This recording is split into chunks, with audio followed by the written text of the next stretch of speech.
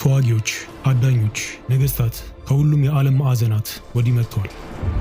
ክብርን፣ ጀግንነትን፣ ድልን በማሳደድ ጭራቋን ለመርታት። ሆኖም የተመለሱት ጥቂቶች ናቸው። እነዚያ የተመለሱትም የድንጋይ ሐውልት ሆኖ ነበር። የመጨረሻው እይታቸው በአንድ ወቅት መለኮታዊ ውበት ተብሎ በተጠራው ፊት ላይ አተኩሮ በፍርሃት ደርቋል።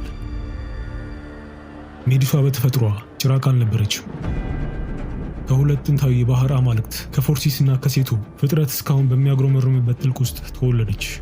ከእህቶቿ መካከል እርሷ ብቻ እንደ ሰው ልጆች ሟች ነበረች። ከሟቾች መካከል ግን እርሷን የሚወዳደር አልነበረም። ውበቷ ማዕበል ያስቆማል ተብሎለታል። አይኖቿም በረጋ ውሃ ላይ እንዳረፈ የጨረቃ ብርሃን የሚያፈዙ ነበሩ። ብዙ ወንዶች የሚመኟት፣ ነገስታትም ስለ እርሷ ህልም ያልሙ ነበር። ነገር ግን የሜዱሳ ልብ የአማልክቷ የአቴና ነበርና ወደ እርሷ ለመቅረብ የሚደፍር ማንም አልነበረም። በሺህ የሚቆጠሩ ሰዎች ለመጸለይ ሳይሆን አማልክት ሳይቀሩ የሚቀኑበትን ውበቷን በጨረፍታ ለማየት በሚሰበሰቡበት በአቴና ቤተ መቅደስ እምነበረድ አዳራሽ ውስጥ በመነኩሴነት ታገለግል ነበር። የምቀኝነት ግፊት ለማይሞቱት ሳይቀር አደገኛ ነገር ነው። የዚህች ሟች ውበት ከአቴና ይስተካከላል የሚል ወሬ ወደ አቴና ጆሮ መንገዱን አገኘ። የሜዱሳ ጸጉር ብቻ ከራሷ ከጥበብ አማልክቷ ከአቴና የበለጠ ብሩህ መሆኑ በሰዎች ዘንድ መነጋገሪያ ነጥብ እንደሆነ ደረሰችበት።